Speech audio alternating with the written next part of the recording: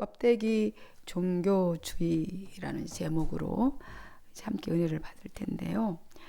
좋은 책을 만나 기쁨을 누리고 있는 중에 이 책 머리에 소학에 나오는 삼불행에 대한 가르침이 있어서 좀 함께 나눠보고자 합니다. 소학.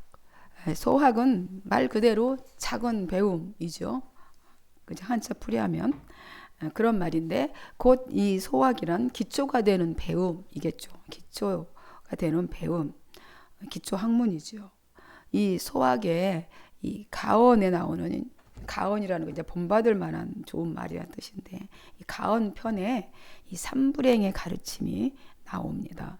이 제 1불행이 뭐냐면 소년이 어린 나이에 과거에 합격하면 그것이 불행이다. 인정되십니까? 왜 불행인지 이해가 잘 안 되죠.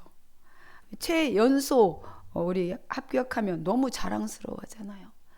자랑스럽고 행운이다 이렇게 얘기하잖아요. 불행이랍니다. 제2불행이 있는데 제2불행은 부모 형제의 권세로 후광을 얻고 관직에 올라 출세하면 불행이다. 이 역시 이해가 안 되죠. 부모 잘 만나서 유산 많이 받고 줄타기 잘해서 그죠? 행복할 건데 이게 불행이래요. 그리고 제3불행이 재주가 뛰어난 데다가 문장까지 좋으면 불행이다. 공감하세요?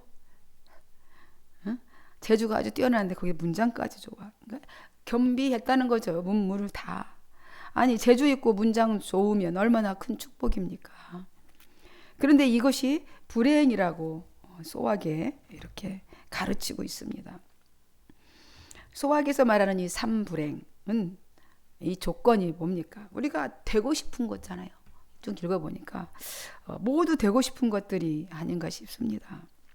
그런데 사람이면 이렇게 다 되고 싶어하는 것들을 불행이라고 말하고 있습니다.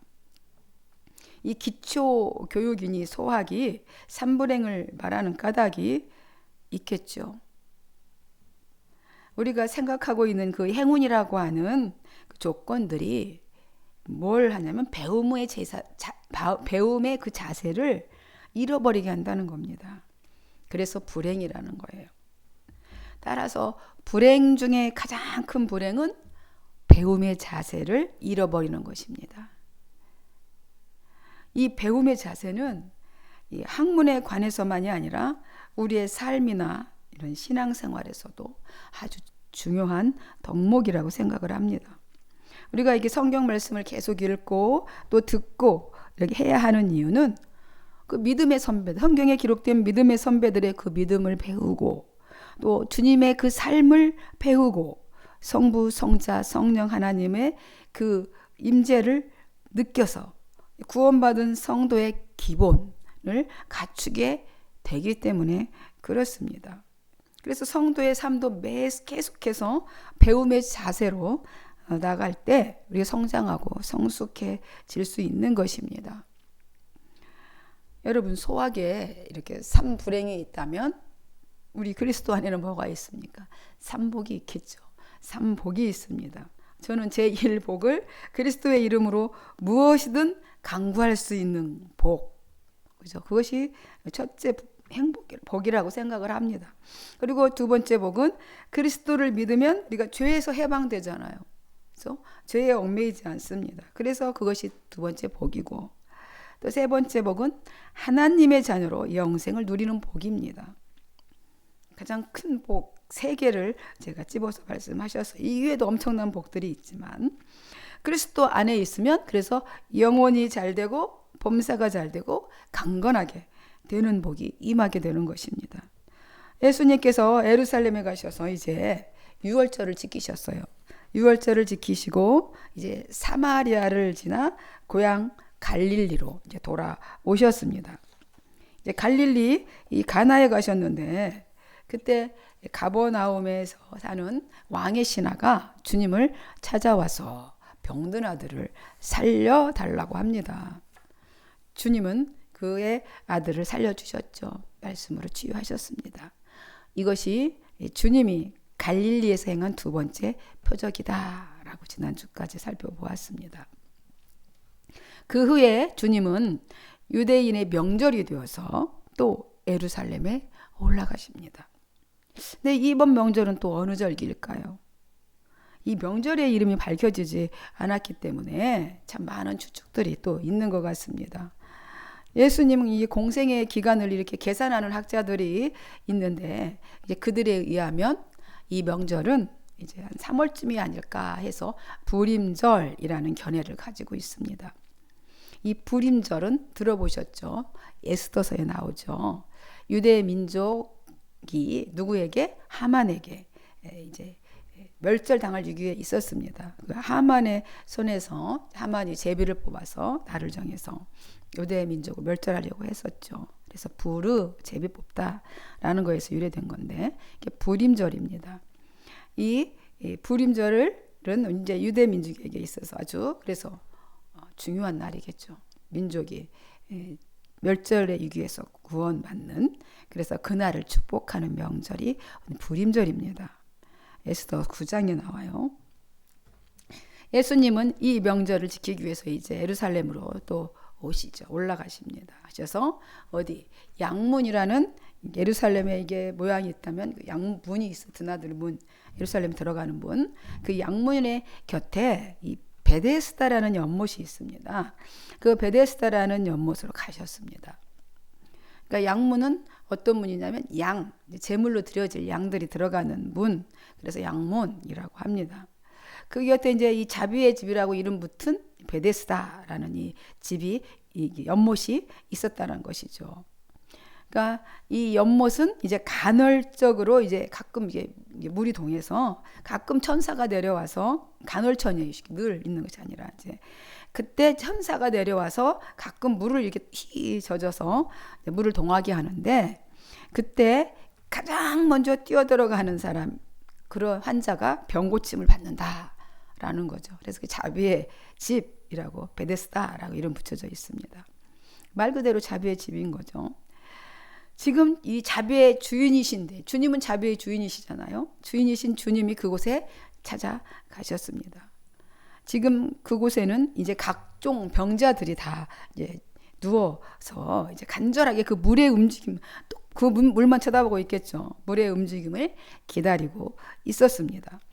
여러분 우리 그 현장을 한번 상상해 봅시다. 저희 상상해 보세요. 지금 베데스다 연못, 예루살렘에 있는 양의 문 곁에 제물이 들어가는 그 문이 있는데 그 문 곁에 베데스다 연못이 있고 그 연못 주위에는 행각이 5개가 이렇게 있대요. 5개 행각이 있고 그 행각 안에는 이제 수많은 병자들이 다 아이고 아파 여기저기 다 누워 있습니다. 질비하게. 이곳에 있는 사람들은 다 그럼 어떤 사람들이겠어요? 다 종교인이겠죠. 그것을 믿는 사람들, 그죠? 그 유대인들이겠죠. 그 베데스다 성전 앞에 있으니까 다 종교인들의 신앙인들이 거기 있습니다. 모두 병 낫고자 여기까지 와서 그냥 누워 있는 거잖아요. 그들이 종교인이 된 것은 다 왜? 구원받기 위해서, 이제 병을 받기 위해서, 고치기 위해서 그 종교인들이 지금 거기 앞에 다 들어 누워 있습니다. 그럼 어떻게 구원받고 어떻게 병이 낫게 된다는 거예요, 지금? 베데스다 연못에 천사가 내려와서 물을 동할 때 맨 먼저 들어가는 그 사람이 1등이 그 안에 들어가서 고침을 받는다는 거예요. 한마디로 선착순이라는 거잖아요. 구원받는 게 선착순이라는 거예요. 왠지 익숙한 뭔가 교리 같지 않아요? 그죠? 많이 들어본 교리 같지? 1등 먼저 들어가야지. 1등 하려면 공적이 있어야 되지. 그죠? 그래서 헌금도 많이 내야지. 제일 많이 내야죠. 그리고 전도도 제일 많이 해야 됩니다. 그죠? 그래 1등으로 들어가야지 구원받아요. 그래서 병도 치유되고 천당 갈 수 있습니다. 오늘 요한복음이 지금 이 풍경을 그려 넣었어요. 이 풍경을 그려 넣는 의미가 무엇일까요? 우리는 이 생각을 좀 해봐야 되겠죠. 그냥 단순하게 예수님이 어떤 병자를 고쳤더라. 이걸 그냥 예수님이 기적의 주인공이다라고 그거를 기록해 넣으려고 그렇게 써놓은 내용일까요? 그런 의미는 아닌 것 같습니다. 오늘 이 주님은 이 풍경 안으로 주님이 들어가셨어요. 그러니까 여러 병자 중에 38년이나 누워있는 이 병자가 있었는데, 이 병자는 아마 38년 동안이니까 아마 태어나면서부터 한 번도 일어서 본 적이 없는 그런 사람이었겠죠. 이 사람이 이제 구원받으려면, 즉 1등으로 들어가려면 어떻게 해야 됩니까? 어떻게 해야 되겠어요? 겁나게 빨리, 그죠? 겁나게 빨라야겠죠. 제일 먼저. 아니면 돈을 많이 내서 사람을 사서 자기를 얼른 가장 튼튼한 사람 장정을 사서 뛰어가게 해서 넣던지, 아니면 가장 힘센 권력자, 그죠? 권력자를 통해 얻고 가든지 가요. 그래야지 이 사람이 1등으로 들어갈 수 있지. 38년 동안 병자로 주저앉아 있는 사람이 어떻게 1등으로 그 안에 들어갈 수 있겠냐고요. 그런데 이 사람은 정말 무력한 종교인인 거예요, 그냥. 그죠? 힘도 없고 누가 넣어줄 사람도 없는, 돈도 없어서 거기서 그저 그냥 누워있는 그런 종교인인 것입니다. 이 사람이 바라는 것이 뭐겠어요? 바란 게 뭐예요? 낫는 거? 예수님께서 근데 이렇게 물어봐요. 당신 낫기를 원합니까? 물어볼 필요도 없죠. 지금 대답했잖아요. 뭘 바라는 게 뭐겠어요? 그냥 낫는 거래잖아요. 그죠? 근데 물어볼 필요도 없는 이거를 주님이 물어보셔요. 38년 동안이나 누워서 지낸 병자가 가장 바라는 것은 당연히 그 병에서 치유되는 것이겠죠. 모든 것을 다 아시는 이 주님이 이렇게 물어보셔요. 근데 항상 주님은 의도된, 그죠? 질문 그냥 물어보는 게 아니라 항상 의도된 질문을 하신다고 그랬잖아요. 항상 의도가 있습니다. 질문하실 때. 여러분, 우리의 생각과는 달리 근데 이 병자의 반응은 놀랍잖아요. 예수님께서 너 병 낫기를 원합니까? 예, 낫기를 원합니다. 이렇게 대답해야 되잖아요.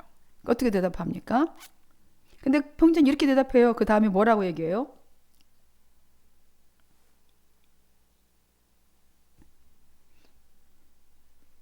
읽어보세요.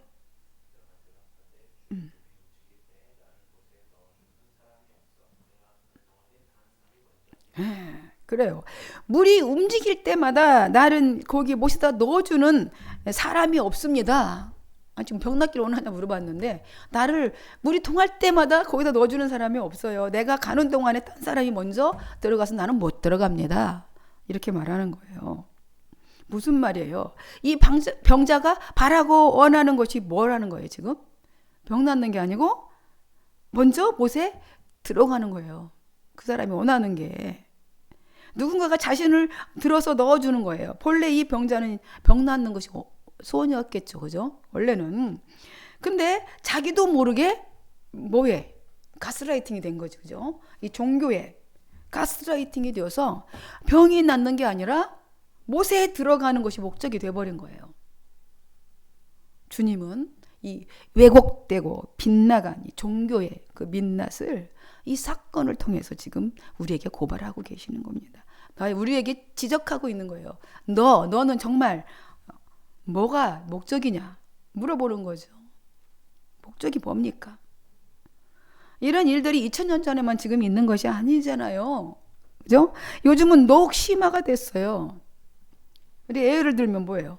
이단 땡땡땡 사이비 교주가 끔찍한 범죄를 지었어요. 성도들을 향해서. 그 범죄가 다 드러났습니다.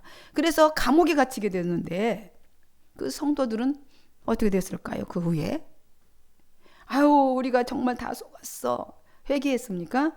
땅을 치며 울분을 통하고 그랬어요? 아니에요. 어떻게 합니까? 그 교주의 사진 브로마이드를 크게 걸어놓고 큰 절을 하면서 열광을 합니다. 이거 어떻게 생각해야 됩니까? 어떻게 그럴 수 있을까? 우리가 그렇게 할 정도로 우리는 의아해요. 이해가 안 됩니다. 근데 알고 보면 그들을 통제하는 또 투 뭐라 그러죠? 넘버 2가 있는 거잖아요. 또 다른 리더가 그 안에 있었어요. 계속. 그래서 그들을 통제를 합니다. 또 계속해서. 좀비예요. 좀비처럼 되어버렸어요. 그들을 통제합니다. 좀비같이 그들을 좀비처럼 되어버린 그들을 통제해요. 이미 그들은 그 종교에 그거에 다 중독이 되어 있어요. 마비가 되어 있어요. 좀비가 되어버렸어요. 그래서 그들의 통제가 가능하게 된 거죠. 그런 일들이 그래도 발생하게 되는 겁니다. 저는 지금 이 현실을 지켜보면서 너무나 가슴이 아픕니다. 우리는 모두 대한민국의 국민들이에요. 자유민주주의 국가입니다. 근데 사람을 만나기가 두렵습니다. 대화하기가 두려워요. 상대를 적대시하고 증오하는 사람들. 이들과의 대화에서 타협과 평화를 기대하기가 어렵습니다. 저는 이 끔찍한 시간이 빨리 흘러가기를 간절히 기도하고 있습니다. 그래서 이 나라가 남북 동서로 갈라져 버린 이 기가 막힌 현실 앞에 우리는 기도하지 아니할 수 없는 것 같습니다.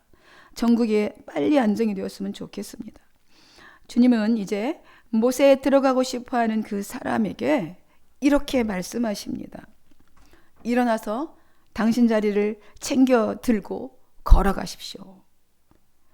이 병자는 주님이 자신을 번쩍 들어서 못에 가장 먼저 넣어주기를 바랬지만 그렇게 하지 않으셨어요. 그죠? 낫기를 원하느냐 그랬더니 넣어줄 사람이 없어서 그럼 넣어주셔야 할 텐데 그렇게 넣어주시지 않으셨단 말입니다. 그 사람의 손도 잡아주지 않으셨어요. 그 사람 스스로 일어나서 스스로 자리를 걷어서 챙겨서 스스로 당당하게 걸어가라. 주님 말씀하십니다. 그러자 그 사람이 그렇게 했더니 병이 나았어요. 스스로 일어나서 스스로 자기 자리를 걷어 가지고 스스로 걸어감으로써 그 사람이 온전히 이제 구원이 되었습니다. 이루어졌어요. 스스로 그렇게 하게 하는 것이 예수님의 구원이에요. 예수님의 자유이십니다. 우리를 로봇으로 안 만들었다니까요. 인격체로 만들었다고요. 생각하는 존재로 만들었다고요.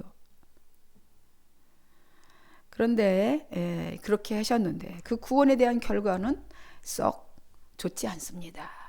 좋은 걸 좋은 거라고 생각하지 못하는 사람들이 많죠. 50% 이상인 것 같아요. 좋은 걸 좋은 걸로 모릅니다. 세상 종교인들이 생각이 많이 달랐어요. 예수님 생각과 이 유대인들의 생각이. 그들은 이 일이 병 고치고 일어난 거 상관없어. 안식일에 행해졌다는 것이 중요해요. 그래서 거기다 포커스를 맞추면서 율법을 들이댑니다. 걸어 나와서 얼마나 기뻤겠습니까? 38년 동안이나 누워 있었는데 거기다 대고 분노를 합니다. 지금 안식일에 지금 누가 돗자리 들고 지금 걸어갑니까? 일하라고 그랬습니까? 완전히 관역에서 목적에서 빗나간 거죠. 성경은 관역에서 빗나가는 걸 죄라고 했습니다. 38년 동안 중증 환자로 고생하던 사람이 낫게 되었는데 전혀 관심은 없고 안식일에 자리를 챙겨 들고 걸어간 것이 율법에 어긋나는 일이라고 하면서 병자에게 질책합니다. 주님은 이미 그 말씀을 하시고 이제 피하셨기 때문에 그 자리는 안 계셨어요. 이제 병이 나와서 이 병자는 좋았는데 지금 율법을 들이대면서 율법 어겨서 너 그렇게 얘기하니 이제 더 힘든 상황이 된 거예요. 그냥 병자로 자빠져 있었으면 되지만 이제 천국도 못 가게 생겼잖아. 율법 어겨서.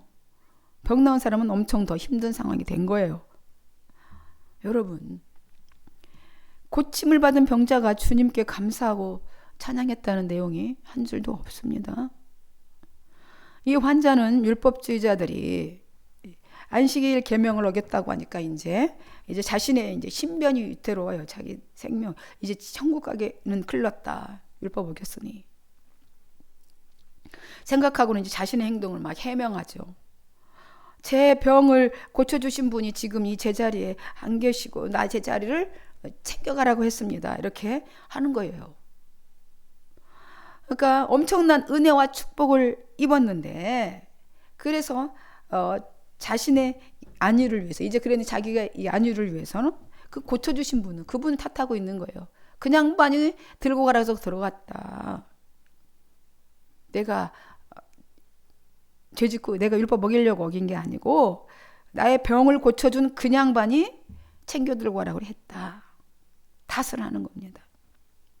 이렇게 편협한 인격을 가진 사람은요, 하나님과 사람 사이뿐만 아니라 모든 관계를 경색시켜요. 그리고 분열시킵니다. 이 분열시키는 원인이 자가 되는 거예요. 그러자 유대인들이 바로 따져 묻습니다. 바로 분열하잖아요. 바로 따져 물어요. 뭐요? 그럼 당신에게 자리를 챙겨 들고 걸어가라고 말한 사람 도대체 누구요? 이렇게 묻는 겁니다. 그죠? 13절에. 그런 대답 못해요. 못 받잖아요. 주님이 바로 가셔버렸어. 그 병자는 자기 병을 고쳐준 사람이 누군지도 모릅니다. 물론 사람들이 많아서 붐벼서 이제 주님이 피하신 것도 있지만, 당신이 자기가 찾아서 대체 이렇게 나에게 은총을 베풀어 주신 분이 누구심 찾아가서 엎드려 절하는 그런 액션도 취하지 않았다는 이야기죠. 주님을 알아보려고 자기를 고쳐준 분이 누군지도 그런 시도도 안 해봤고 감사드릴 마음도 엿볼 수가 전혀 없습니다. 그저 자기 자신만 중요했던 거죠. 그리고 이제 얼마 후가 지났어. 그런 일이 있은 후에 주님은 이제 성전에서 딱 만났어요. 그 사람을. 그때 주님이 이렇게 말씀하시죠. 14절에 같이 한번 읽을까요? 뭐라고 말씀하십니까? 시작. 그 후에 예수께서 성전에서 그 사람을 만나 이르시되, 보라 네가 나았으니 더 심한 것이 생기지 않게 다시는 죄를 범하지 말라.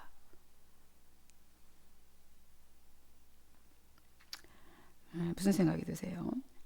그제서야 그 사람은 자기 병을 고쳐주신 분이 예수님이신 것을 알게 되었습니다. 그러면 여러분 같은 어떻게 할 것 같아요? 바로 아이고 감사합니다. 주님이 대단한 기적을 베푸신 하나님이십니다. 선지자십니다. 라든지 어떤 찬양을 해야 될 거 아닙니까? 근데 이 사람은 유대인에게로 달려가요.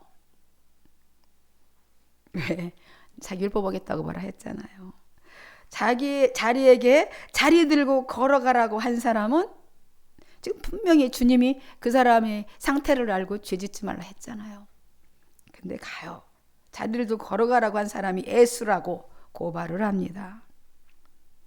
막 뛰어가서 누군지 알아요. 나를 걸어가고 한 사람. 그런 거죠. 그 일로 인해서 유대인들은 예수님이 안식일을 어겼다는 이유로 이미도 박해를 했지만은 더 핍박을 하게 된 것입니다. 그러자 주님은 그들에게 이렇게 말해요. 유대인들이 따져 물었겠죠. 내 아버지께서 지금까지 쉬지 않고 계시니 나도 쉬지 않고 일한다. 이렇게 말씀하십니다. 그런데 또 이 말씀 때문에 유대인들은 더욱더 예수님을 죽이려고 단단히 벼르게 됩니다. 왜냐하면 안식일을 어겼을 뿐만 아니라 이제 예수님이 하나님을 자기 아버지라 부르셨으므로 자신을 하나님과 동등한 위치에 놓았기 때문에 신성모독죄를 지었다는 것이죠. 성도 여러분, 오늘 말씀은 우리에게 많은 생각을 던져주고 있는 것 같습니다. 우리 교회가 이 껍데기 종교에 38년간 가스라이팅 당한 이 병자와 같은 모습은 아닌가 하는 것입니다. 이 종교라는 껍데기만 붙잡고 무력하게 앉아서 목적이 뒤바뀐지도 모르고 변화를 기대하고 있는 종교인이 아닌가 하는 것입니다. 우리는 어느 일부 세력의 통제를 받는 좀비 아닙니다. 오로지 우리가 통제하시는 분, 우리를 이끌어 가시는 분, 통치하시는 분은 천지 만물을 창조하신 하나님이십니다. 하나님의 그 통치와 다스림 안에 있습니다. 우리는 존귀한 존재이죠. 좀비가 아닙니다. 그분의 마음을 알기 위해서 애쓰고 우리는 그 말씀에 따라 순종하려는 순전하는 마음으로 스스로 생각하고 일어나서 스스로 걸어가는 그리스도인이죠. 신앙인입니다. 이것이 온전한 구원을 이루는 것입니다. 이제 말씀을 맺습니다. 우리 한맘교회 사랑하는 성도 여러분, 요즘 사람들은 한국 교회를 보면서 세상을 구하기는커녕 자기 자신도 구원하지 못한다고 이렇게 비난합니다. 심지어 기독교인이 문제라고 말하는 사람들도 있습니다. 스스로 둘러보아도 너무 아프고 절망스럽기까지 합니다. 그래도 저는 교회가 희망이라고 생각을 합니다. 그렇게 믿고 있습니다. 교회가 희망입니다. 우리가 신앙인으로 산다는 것, 그리스도인으로 산다는 것이 때로는 나약해 보일 수 있습니다. 하나님의 도우심 없이 이 험한 세상에 우리가 어떻게 살아갈 수 있겠습니까? 하나님의 은혜 밖에서는, 은혜 그 밖에서는 우리가 한순간도 견딜 수가 없습니다. 한 발짝도 걸어갈 수가 없습니다. 이 38년 병자처럼 이렇게 어리석은 판단을 하지 않았으면 참 좋겠습니다. 그러므로 하나님이 도와주시기에 오늘 우리가 일어설 수 있고, 손 잡아주시기에 스스로 우리가 걸어갈 수 있고, 이렇게 하나님이 동행해 주시기 때문에 이 광야 같은 세상에서 버틸 수 있습니다. 우리 모두 화이팅 합시다. 사랑하고 축복합니다. 기도하겠습니다. 사랑 주님, 우리 분열과 이 폭력이 난무하는 세상에 우리 사랑하는 성도들이 살아가야만 합니다. 주님, 분열이 있는 곳에 평화를 주시고 미움이 있는 곳에 사랑이 있게 하여 주시옵소서. 감사하고 축복하고 예수님의 이름으로 기도하옵나이다.